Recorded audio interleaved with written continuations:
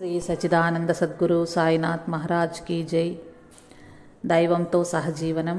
స్వామి తుర్యానంద. అది ఉత్తర కలకత్తాలోని గంగానదీ తీరం.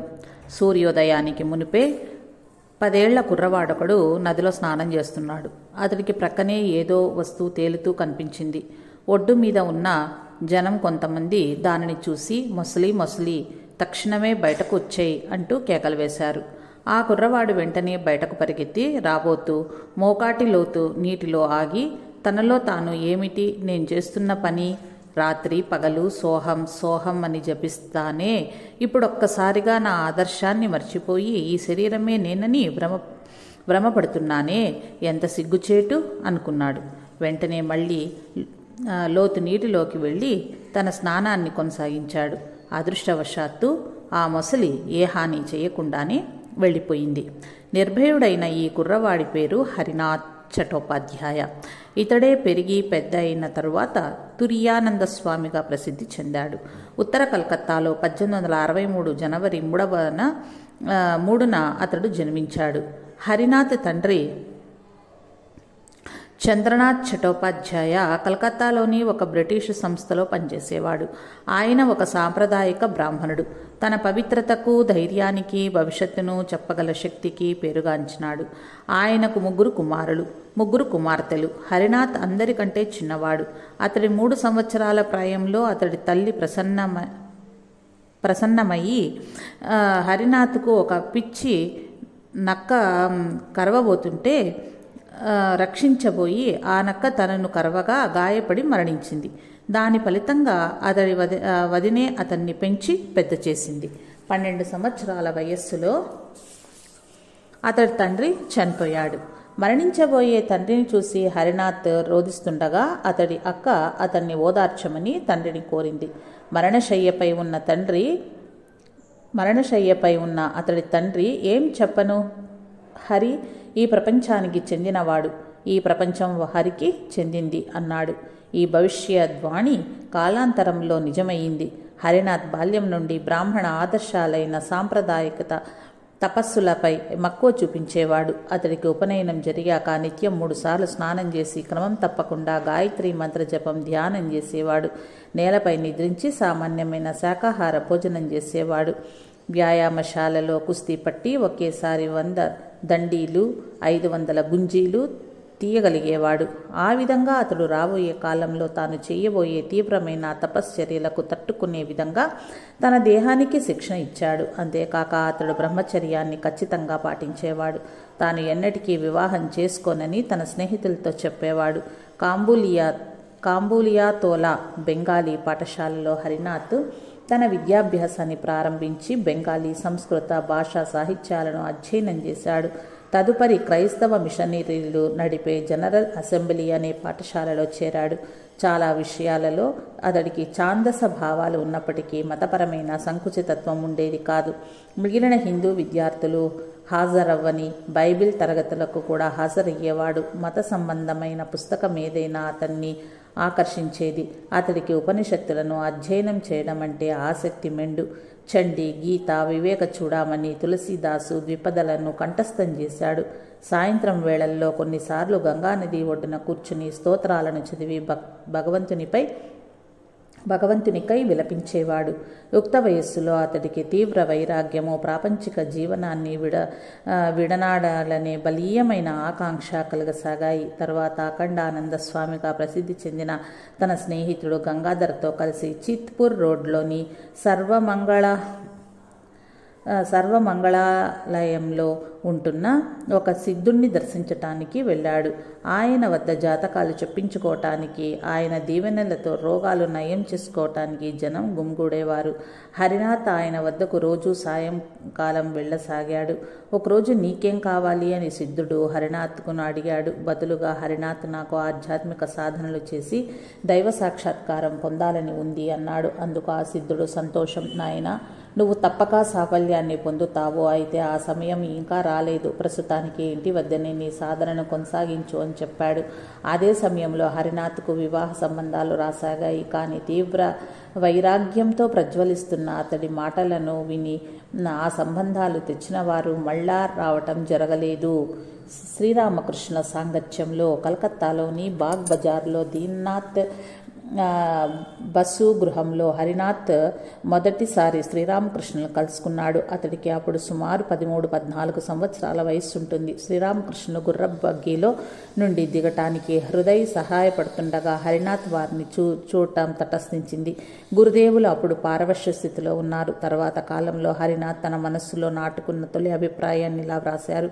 గురుదేవులు చాలా సన్నగా ఉన్నారు. నడుం చుట్టూ పంచెను గట్టిగా కట్టి ఒక చొక్కాను ధరించారు. ఆయన ఒక కాలు గుర్రపు బగ్గీ మెట్టు మీద, రెండవ కాలు లోపల ఉన్నాయి. ఆయన ఆ సమయంలో అర్ధచేతనా స్థితిలో ఉన్నారు. ఆయన క్రిందకు దిగినప్పుడు అదొక అద్భుత దృశ్యం. ఆయన ముఖార విందంపై వర్ణింపనలవి కాని ప్రకాశం ద్యోతకమైంది. శాస్త్రాలలో సుఖమహర్షిని గురించి విన్నాము. ఈయనే ఆ సుఖదేవుడు కాదు కదా అనుకున్నాను. తర్వాత దీననాథ్ బస్సు శ్రీరామకృష్ణులను ఇంటిలోని పై అంతస్తుకు తీసుకుపోయారు. హరినాథ్ వారిని అనుసరించాడు. కొద్దిగా బాహ్యస్మృతిని తెచ్చుకుని ఆయన గోడపై ఉన్న కాళీమాత పటాన్ని చూశారు.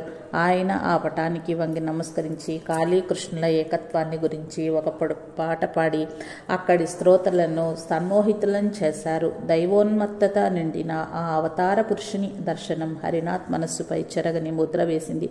అయినా శంకరాచార్యుల అద్వైత తత్వం ప్రకారం వైరాగ్యం, తపస్సు, బ్రహ్మచర్యం నిండిన జీవితాన్ని కోరుకునే అతడికి జగన్మాత భక్తుడైన శ్రీరామకృష్ణ శిష్యరికం అవసరమనిపించలేదు. అయినప్పటికీ హరినాథ్ 2-3 ఏళ్ల తర్వాత బహుశా 1880లో దక్షిణేశ్వరానికి వెళ్ళి రామకృష్ణులను సందర్శించాడు. అతడిలోని కొన్ని శుభలక్షణాలను గమనించి గురుదేవులు అతన్ని ఆదివారం కాని రోజుల్లో మళ్ళా రమ్మని పంపారు.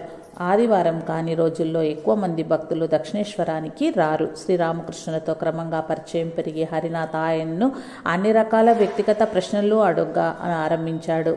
ఒకరోజు మహాశయ, కామం నుండి సంపూర్ణంగా విడిపడటం ఎలా అని అడిగాడు. అందులకు శ్రీరామకృష్ణుడు, దాన్ని వదిలించుకోవటం ఎందుకు నాయనా, దానిని పక్కకు మరల్చు. కామం అంటే ఏమిటి? అది ఏదో పొందాలనే కోరిక కనుక సాక్షాత్తు భగవంతున్నే పొందాలని కోరుకో. ఈ కోరికను మరింత బలవత్తరం గావించు అని చెప్పారు. శ్రీరామకృష్ణ బోధనలు తీరు సులభంగానూ సహజంగానూ ఉండి చక్కని ప్రభావాన్ని చూపేది. ఆయన శిష్యులను తన దేహాలను శుష్కింప చేసుకోమనలేదు. నువ్వు తూర్పు దిక్కుకు వెళ్లే కొద్దీ పడమరకు మరింత దూరం అవుతావు అనేవారు. నువ్వు నీ భగవత్ ప్రేమను ఎంతగా అధికరించుకుంటావో అంతగా నీ కామక్రోధమాశ్చర్యాలు తగ్గిపోతవి అనేవారు. మరొక రోజు హరినాథ్ శ్రీరామకృష్ణులతో తనకు స్త్రీలంటే అస్సలు ఆసక్తి లేదని, నిజానికి వారి పాడ గిట్టదని చెప్పాడు. అందుకు గురుదేవులు, నువ్వు ఒక మూర్ఖునిలాగా మాట్లాడుతున్నావు. స్త్రీలను అగౌరవంగా చూడటమా? ఎందుకు? వారందరూ ఆ జగన్మాత స్వరూపులే. గౌరవంతో వారికి వంగి నమస్కరించు. అప్పుడే నువ్వు వారి ఉచ్చులో పడకుండా ఉండగలవు అంటూ మందలించారు. స్త్రీల పట్ల హరినాథ్ దృక్పథాన్ని ఈ పలుకులు శాశ్వతంగా మార్చివేశాయి. గురుదేవులు ధ్యానం, ఇతర సాధనను హరినాథ్కు ప్రత్యేకంగా నేర్పారు. ఒకరోజు హరినాథ్, మహాశయ, జ్ఞానోదయం అయిందని ఎరుక ఎలా కలుగుతుంది అని అడిగాడు. శ్రీరామకృష్ణులు, జ్ఞానోదయం అవగానే మనిషి గంతులేమి వెయ్యడు. బయటకు ఎప్పటిలాగా కనిపించినా ప్రపంచాన్ని గురించి అతడి దృక్పథం పూర్తిగా మారిపోతుంది. పరుషవేది స్పర్శ చేత ఉక్కు కత్తి బంగారు కత్తిగా మార్పు చెందుతుంది. పూర్వపు ఆకారమే కలిగి ఉన్న ఆ కత్తి మెత్తబడిపోయి మరి ఎవరినీ చంపజాలదు. హరినాథ్ ఒక నిజమైన వేదాంతిలా వేదాంత శాస్త్రాలను చదవటంలోనూ చర్చించటంలోనూ నిమగ్నమైపోయాడు. దాని ఫలితంగా కొంతకాలం పాటు శ్రీరామకృష్ణుల వద్దకు వెళ్ళలేదు. అతడు రాకపోవటం శ్రీరామకృష్ణులు గమనించారు. రాత్రింబవళ్ళు వేదాంతం అధ్యయనం చేయటంలో హరినాథ్ మునిగి ఉన్నాడని గురుదేవులు దక్షిణేశ్వరానికి వచ్చి అతడి స్నేహితుల ద్వారా తెలుసుకున్నారు. కొన్ని రోజుల తర్వాత హరినాథ్ మళ్ళా దక్షిణేశ్వరానికి వెళ్ళినప్పుడు, ఏమో ఈ మధ్య నువ్వు వేదాంత శాస్త్రాన్ని అధ్యయనం చేస్తూ చర్చిస్తున్నావని విన్నాను. అది మంచిదే. అయితే వేదాంతం బోధించేదేమిటి? బ్రహ్మం ఒక్కటే సత్యమని, జగత్తంతా మిథ్య అనే కదా. ఇదేనా దాని సారం, లేక ఇంకేమైనా ఇంకేమైనా ఉందా? అలాంటప్పుడు నువ్వు ఆ సత్యాన్ని వదిలిపెట్టి సత్యాన్ని పట్టుకోవచ్చు కదా అన్నారు. హరినాథ్ జీవితంలో ఇది ఒక పెద్ద మలుపు. బ్రహ్మ సత్యం, జగన్మిథ్య అన్న సత్యం సాక్షాత్కరించే వరకు వట్టి చదువు చర్చలు నిష్ఫలమని అతడు గ్రహించాడు. ఒకరోజు గురుదేవులు హరినాథ్తో ఇలా అన్నారు, ఈ శాస్త్రాలలో ఏముంది? అవి కిరాణా సరుకుల జాబితాల వంటివి. ఒకసారి కొన్ని సరుకులను సరిచూసుకోవటానికి మాత్రమే ఆ జాబితా పనికి వస్తుంది. తర్వాత దాన్ని పారవేయవచ్చు. కనుక నీ జ్ఞానాన్ని, భక్తిని సరిచూసుకోవటానికి మాత్రమే శాస్త్రాలను సంప్రదించాలి. పరబ్రహ్మాన్ని గురించి జ్ఞానాన్ని పొందాక శాస్త్రాలు గడ్డి పోచతో సమానము అంటారు. కొన్ని రోజుల తర్వాత శ్రీరామకృష్ణులు కలకత్తాలోని బలారాం ఇంటికి వెళ్ళి హరినాథ్ను రమ్మని కబురు పంపారు. అతడక్కడకు రాగానే గురుదేవులు అతన్ని పలకరించి భక్తులతో తన సంభాషణను కొనసాగించారు. భగవంతుడు కృప లేకుండా జ్ఞానము, భక్తి, సాక్షాత్కారము దేనిని సాధించలేమో. ప్రపంచం అశాశ్వతమని దృఢమైన నమ్మకం కలిగి ఉండటం, కామిని కాంచనాలు అసత్యమని గ్రహించటం అంత సులభమా? ఆయన కృప లేనిదే అది సాధ్యమా? అటువంటి నమ్మకాన్ని మనిషి పురుష ప్రయత్నం ద్వారానే పొందగలడా? మానవుడు అల్పజీవి. అతగాడి భక్తులు ఏపాటి? సత్యంలో అత్యల్ప అంశాన్ని మాత్రమే అతడు తన స్వప్రయత్నం ద్వారా గ్రహించగలడు. దైవకృపను గురించి మాట్లాడుతూ గురుదేవులు పారవశ్య స్థితిలోనికి వెళ్ళిపోయారు. ఈ మాటలు తనను ఉద్దేశించినవని హరినాథ్ అనుకున్నాడు. ఎందుకంటే అప్పటి వరకు తన సర్వశక్తులు ధారపోసి పురుష ప్రయత్నం ద్వారానే తనను సత్యాన్ని సాక్షాత్కరించుకోవటానికి ప్రయత్నిస్తున్నాడు. కాసేపటికి గురుదేవులు బాహ్య స్మృతికి వచ్చి ఉత్తర రామచరితం ఆధారంగా రచించిన ఒక పాటను పాడారు. ఆ పాటలో హనుమంతుడు రాముని కుమారులతో ఇలా అన్నాడు, ఓ లవకుశులారా, మీరెందుకింత మిడిసిపడతారు? నా అంతటా నేను లొంగిపోకుంటే మీరు నన్ను బంధించగలిగేవారా? శ్రీరామకృష్ణుడు పాడుతూ ఉండగా ఆయన కన్నీటితో నేల కూడా తడిసిపోయింది. సంఘటన గురించి తదనంతరం హరినాథ్ ఇలా అన్నాడు, ఈ సంఘటన నన్ను పూర్తిగా కుదిపివేసింది. స్వంత ప్రయత్నం ద్వారా, సాధన ద్వారా భగవంతుణ్ణి కనుగోలేమన్న సత్యాన్ని నా మనస్సుపై గురుదేవులు ఆ రోజే దృఢంగా ముద్రించారు. తనకు తానుగా ఆయన మనకు దర్శనమిస్తేనే దేవుణ్ణి చూడటం సాధ్యము. ఒకరోజు హరినాథ్ తన జీవిత లక్ష్యం ఈ జన్మలోనే నిర్వాణాన్ని పొందటమని గురుదేవులతో చెప్పాడు. అప్పుడు గురుదేవులు అతన్ని ఇలా మందలించారు, నిర్వాణాన్ని పొందగోరేవారు స్వార్థపరులు, అల్పమనస్కులు, వారు భయవిహ్వరులు.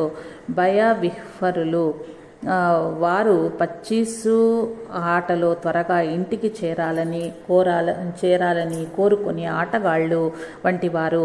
కొత్త ఆటగాడు ఒకసారి తన పావు ఇంటిని చేరాక దానిని మళ్ళీ బయటకు తేవటానికి ఇష్టపడడు.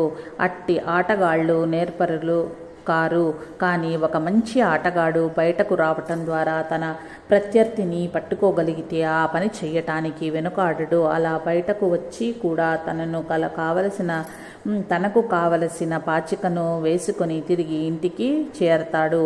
అటువంటి ఆటగాడు ఎప్పుడు పాచికలు వేసినా అతడికి కావలసిన అంకెలే పడతాయి. అందువల్ల భయపడకు, భయం లేకుండా ఆడు. హరినాథ్ ఆశ్చర్యంతో అలా నిజంగా జరుగుతుందా అని అడిగాడు. గురుదేవులు ఖచ్చితంగా జరుగుతుంది, అమ్మ కృప వల్ల ప్రతి పని జరుగుతుంది అంటూ సమాధానం చెప్పారు. శ్రీరామకృష్ణ జీవితమే ఆయన సందేశము.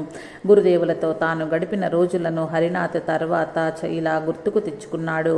దక్షిణేశ్వరంలో ఆ రోజులు స్వర్గాన్ని తలపింపచేసేవి. ఉదయం నుంచి మధ్యాహ్నం 1 గంట వరకు అందరూ పూలు కోయటంలోనూ పూజకు కావలసిన ఇతర ఏర్పాట్లలోనూ హడావుడిగా ఉండేవారు. అప్పుడు పేదలకు అన్నదానము జరిగేది. ఇదే సమయంలో శ్రీరామకృష్ణులు ఆధ్యాత్మిక విషయాలను చర్చించేవారు. భక్తుల అమిత శ్రద్ధతో ఆలకించేవారు. ఆయన హాస్యం చలోక్తులు కూడా భగవంతుడికి సంబంధించినవే, ఇక వేరే విషయమే లేదు. ప్రతి విషయము ఆయన సమాధి స్థితిలో అత్యున్నత స్థాయిలో ముగిసేవి.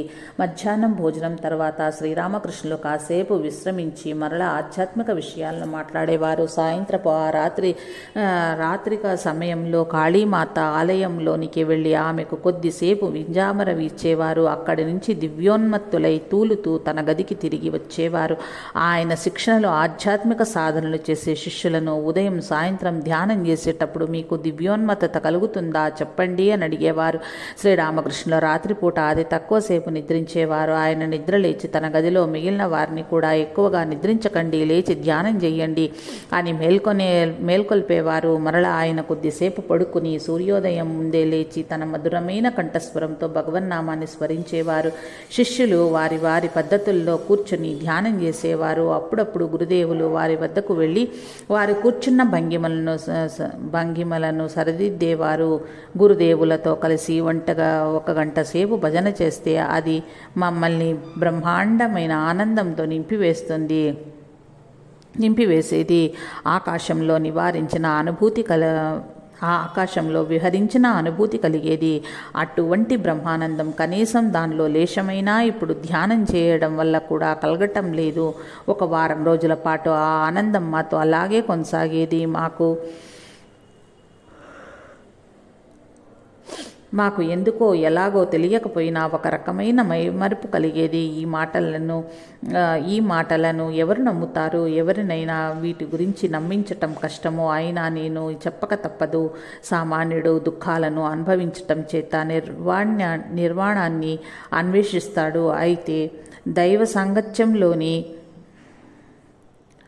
దైవ సాంగత్యంలోని మహదానందం గురించి అతడికి తెలియదు. శ్రీరామకృష్ణులతో కలిసి జీవించడమే ఒక గొప్ప విద్యాభ్యాసమో, ఆయన సమాధిలోని కాక సేవ చేయటంలోనూ కూడా పరిపూర్ణత ఎలా సాధించాలో నేర్పారు. హరినాథ్ గతాన్ని ఈ విధంగా నెమరు వేసుకున్నాడు. ఒకరోజు దక్షిణేశ్వరంలో గురుదేవులు నాతో పంచవటికి పోయిరా, అక్కడ కొంతమంది భక్తులు వనభోజనాలు చేశారు. వారేమన్నా వస్తువులు మర్చిపోయారేమో చూసి తీసుకునిరా అని చెప్పారు. నేను అక్కడ ఒక చోట ఒక కత్తిని, మరొక చోట ఒక గొడుగును, మరికొన్ని వస్తువులను చూసి వాటిని తిరిగి గురుదేవుల వద్దకు చేర్చాను.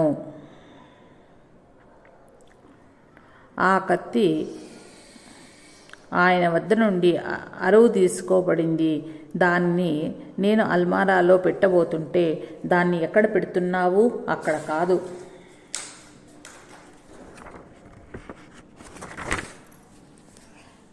ఈ చిన్న మంచం మీది పరుపు కింద పెట్టు. దాని చోటు అదే. ప్రతి వస్తువుని దాని చోటులోనే ఉండాలి. నీకు ఇష్టం వచ్చిన చోట కాదు. ఒకవేళ ఆ కత్తి నాకు రాత్రిపూట అవసరమైతే చీకటిలో దేవులాడుతూ నువ్వు దాన్ని ఎక్కడ పెట్టి ఉంటావోనని గది అంతా వెతకవలసి వస్తుంది. ఆ విధమైన సేవ కూడా ఒక సేవయేనా? కాదు. నీ ఇష్టం వచ్చినట్లు పనిచేయటం వల్ల మరింత కష్టాన్ని కలిగిస్తావు.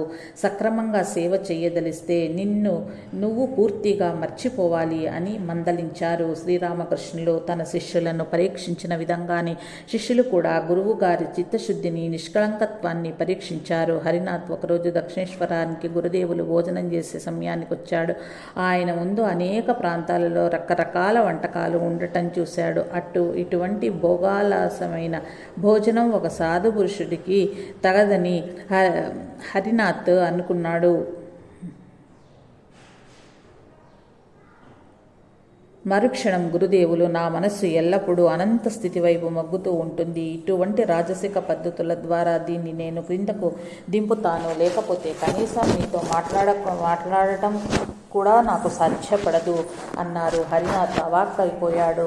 మరొకసారి బలరాం బోసి ఇంట్లో శ్రీరామకృష్ణులు తన బోధనను అనురూపమైన కథలతో వర్ణిస్తున్నారు. ఆయన మాటల్లో అలాంటి కథలు అప్రయత్నంగా చోటు చేసుకోవటం చూసి హరినాథ్ ఆశ్చర్యపోయాయా? మీరు ఈ కథలు ఉపమానాలను ముందుగానే తయారు చేసుకుంటారా అని అడిగాడు. అందుకు గురుదేవులు, లేదు, జగన్మాత ఎల్లవేళలా నా పక్కనే ఉంటుంది. నేను ఎక్కడ ఉన్నా సరే నాకు కావలసిన ఆలోచనలన్నింటినీ ఆ జగన్మాతే సమకూరుస్తుంది అని చెప్పారు. భగవదానుభూతి పొందాక శ్రీరామకృష్ణులు తన శిష్యుల నిమిత్తం సుమారు 25 సంవత్సరాలు వేచి ఉన్నారు. తన యువ శిష్యుల దరికి చేరిన తరువాత తన జీవితంలో మిగిలిన కొద్ది సంవత్సరాల కాలంలో గురుదేవులు తన ఆధ్యాత్మిక సంపదనంతా వారికి ధారపోసి వారిని తన ప్రేమ పాశంతో బంధించినారు. తన సందేశాన్ని విశ్వమంతటా వ్యాపింపచేయ యోగ్యులైన శిష్యులను తయారు చేయటానికి ఆయన వేగిరపడ్డారు. ఒకసారి ఆయన హరినాథ్తో, నువ్వు భగవంతుడికి ప్రియమైన వాడవు కనుకనే నిన్ను తరచూ చూడాలనుకుంటున్నాను, లేకపోతే నేను నీతో ఎందుకు కాలం గడుపుతాను? 1 పైసా ఖరీదు చేసే వస్తువు కూడా నువ్వు నాకు ఇవ్వలేవు. నేను మీ ఇంటికి వస్తే కూర్చోటానికి ఒక చిరిగిన చాపను కూడా పరచలేవు. అయినా నేను నిన్ను ఎంతగానో ప్రేమిస్తున్నాను. ఇక్కడకు రావటం మర్చిపోకు. ఎందుకంటే నీ ఆధ్యాత్మిక జీవితానికి కావలసినవన్నీ నీకు ఇక్కడ లభిస్తాయి. దైవ సాక్షాత్కారానికి కావలసిన అవకాశాలు నీకు వేరే ఎక్కడైనా లభిస్తే నువ్వు అక్కడికి వెళ్ళవచ్చు. నువ్వు భగవంతుణ్ణి సాక్షాత్కరించుకోవాలనేదే నా కోరిక. ఈ సంసారంలోని దుఃఖాన్ని అధిగమించి బ్రహ్మానందాన్ని అనుభవించాలి. ఈ జీవితంలోనే ఆయనను నువ్వు పొందాలి. నువ్వు ఇక్కడకు వస్తుంటే చాలు, ప్రయత్నరహితంగానే దైవ సాక్షాత్కారం పొందగలవని ఆ అమ్మ నాకు చెప్పింది. అందుకే నన్ను చూడటానికి రమ్మని పదే పిలిచేది అని చెప్పారు. మనస్సు ప్రేమోద్వేగంతో నిండిపోయి ఆయన కన్నీరు కార్చసాగారు. దక్షిణేశ్వరానికి తరచూ పోతూ ఉండటంతో హరినాథ్కు మిగిలిన యువ శిష్యులతో స్నేహం కుదిరింది. నరేంద్రుడితో అతడు ఎంతో సన్నిహితంగా ఉండేవాడు. ఆధ్యాత్మిక జీవితంలో వారు అవలంబించే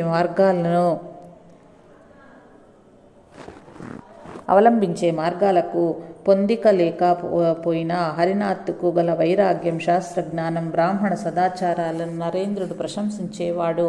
ఒకరోజు ఇద్దరు కలకత్తా నుంచి దక్షిణేశ్వరానికి కాలినడకన వెళ్తున్నారు. దారిలో నరేంద్రుడు హరినాథ్ను శ్రీరామకృష్ణుల గురించి ఏమైనా చెప్పమని అడిగాడు. నేనేం చెప్పగలనని బదిలిస్తూ హరినాథ్ శివమహిమ స్తోత్రం నుంచి సముద్రాన్ని సిరాగాను, నీలపర్వతం సిరాబుడ్డిగాను, కల్పవృక్షం అతిపెద్ద శాఖను కలంగాను, భూమిని కాగితంగాను చేసుకుని సరస్వతీదేవి నిరంతరము వ్రాసిన ఓ ఈశ్వరా, నీ గుణగణాలను సంపూర్ణంగా వర్ణింపలేదన్న శ్లోకాన్ని శ్రీరామకృష్ణులను స్తుతిస్తున్న భావంతో ఉదహరిస్తూ పఠించాడు. అప్పుడు నరేంద్రుడు శ్రీరామకృష్ణులపై తనకున్న అభిప్రాయాన్ని వెల్లడిస్తూ ఆయన మూర్తిభవించిన ప్రేమ స్వరూపమని వ్యాఖ్యానించాడు. ఈ విధంగా తమ ఇరువురకు శ్రీరామకృష్ణుల యందు ఒకే రకమైన అభిప్రాయం ఉన్నదని హరినాథ్ గ్రహించాడు. హరినాథ్ 1884 మే 24 తిరిగి శ్రీరామకృష్ణుని దర్శించాడు. అతడు ఆయనను భగవత్ సాక్షాత్కారానికి మానవులకు ఎందుకింత సుదీర్ఘకాలం పడుతుంది అని అడిగాడు. గురుదేవులు, నిజానికి మనిషి తన సుఖాలను అనుభవించి బాధ్యతలను పూర్తి చేసుకున్న పిమ్మట గాని భగవంతుని కోసం వ్యాకులత పొందడు. హరినాథ్, ప్రపంచం ఇందుకు ఇంత యాతనామయంగా ఉంది. గురుదేవులు, ఈ ప్రపంచం భగవంతుని లీల. ఇది ఒక ఆట లాంటిది. ఈ ఆటలో సుఖదుఖాలు, సౌశల్యం, అవగుణం, జ్ఞానం, అజ్ఞానం, మంచి చెడులు ఉన్నాయి, అన్నీ ఉన్నాయి. సృష్టి నుంచి పాపము, దుఃఖాలను పూర్తిగా తొలగించితే ఈ ఆట కొనసాగదు. దాగుడు మూతల ఆటలో బామ్మను తాగితే ఆటగాళ్ళు విడుదలవుతారు. ఆట ప్రారంభంలోనే బామ్మను తాకటం ఆమెకిష్టం ఉండదు. కొంతకాలం పాటు ఈ ఆట కొనసాగుతూనే ఉండాలనేది భగవంతుని అభిమతం. హరినాథ్, కానీ దేవుడి ఈ ఆట మనకు మరణంగా ఉన్నదే. గురుదేవులు చిరునవ్వుతో, నువ్వు అంటే ఎవరో కాస్త చెప్పు చూద్దాం.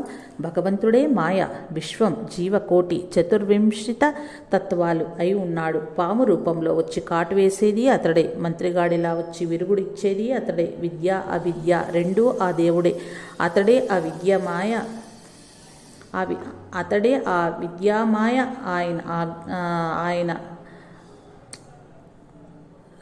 అతడే ఆ విద్యామాయ అయిన అజ్ఞానంలో మునిగి ఉంటాడు. మళ్ళీ గురువు తోడ్పాటుతో అతడే విద్యామాయలైన జ్ఞానం చేత నివృత్తి పొందుతాడు. బలరాం ఇంట్లో 1885 జూలై 14న హరినాథ్ శ్రీరామకృష్ణులను కలకత్తాలో దర్శించాడు. గురుదేవులు అతడితో ఇలా అన్నాడు, ఇలా చూడు, భగవంతుడే ఒక రూపంలో పరిపూర్ణుడు, మరొక రూపంలో అపరిపూర్ణుడు. వేదాంతం ఏం బోధిస్తోంది? బ్రహ్మ సత్యం, జగన్మిథ్య, ఇదే కదా. అయితే భగవంతుడు మనలో భక్తుడు అనే అహంకారం నిలిపినంత కాలము అపరిపూర్ణమైనది కూడా సత్యమే. భగవంతుడు అహంకారాన్ని పూర్తిగా తొలగించినప్పుడు కేవలం అది మాత్రమే మిగులుతుంది. దాన్ని మనం మాటల్లో వర్ణించలేము. మనిషి తన బుద్ధితో తర్కించనంత వరకు పరిపూర్ణతను సాధించలేడు. ఈ మనస్సు ద్వారా ఆత్మను సాక్షాత్కరింప చేసుకోలేము. కేవలం ఆత్మ చేతనే ఆత్మను పొందగలటం. నిర్మలమైన మనస్సు, శుద్ధ బుద్ధి, అశుద్ధ ఆత్మ ఇవన్నీ ఒకటే. ఒక వస్తువును చూసి గుర్తించటానికి ఎన్ని వస్తువులు అవసరమో ఒక్కసారి ఆలోచించు. కళ్ళు, వెలుతురు, మనస్సు ఇవన్నీ ఉంటేనే మనం ఏదేని ఒక వస్తువును చూడగలం. మూడింటిలో ఏ ఒక్కటి లేకపోయినా ఆ వస్తువును చూడలేం. మనస్సు పనిచేస్తున్నంత కాలం ఈ విశ్వం లేదని, నేను లేనని ఎలా అనగలవు? ఎప్పుడైతే మనస్సు సమూలంగా నశించిపోయి మంచి చెడులను బేరీజు వేయటం ఆపుతుందో అప్పుడే ఎవరైనా సమాధి స్థితిని చేరి బ్రహ్మజ్ఞానాన్ని పొందగలుగుతారు.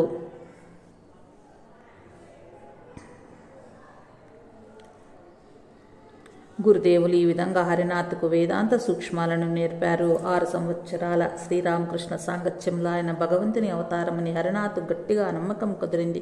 అందువల్లనే శ్రీరామకృష్ణులు క్యాన్సర్ వ్యాధితో బాధపడుతున్న సమయంలో ఆయన నిజంగా వ్యాధికి లోనై బాధలో ఉన్నారని హరినాథ్ నమ్మలేదు. గురుదేవులు అనేక సార్లు ఈ దేహం, దాని రోగం,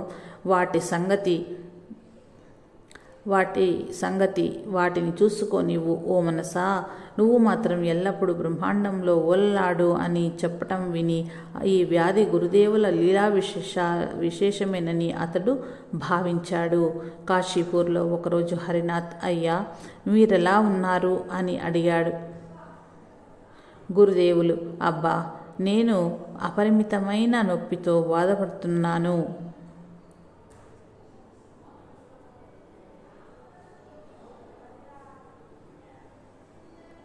దేనిని తినలేను, అది కాక గొంతులో భరింపరాని మంటగా ఉంది అని చెప్పారు. ఒక బ్రహ్మజ్ఞాని సుఖదుఖాలనే ద్వంద్వాలకు అతీతుడని హరినాథ్కు తెలుసు. గురుదేవులు తనను పరీక్షిస్తున్నారని గ్రహించి ఆయనతో వినయంగా, అయ్యా మీరేం చెప్పినా సరే నేను మాత్రం మిమ్మల్ని ఒక బ్రహ్మానంద సాగరంగానే గాంచుతున్నాను అని బదులిచ్చాడు. ఇది విని శ్రీరామకృష్ణుడు చిరునవ్వుతో, ఈ శఠుడు నన్ను కనిపెట్టేశాడు అన్నారు. జై రామకృష్ణ. జై సాయి మాస్టర్.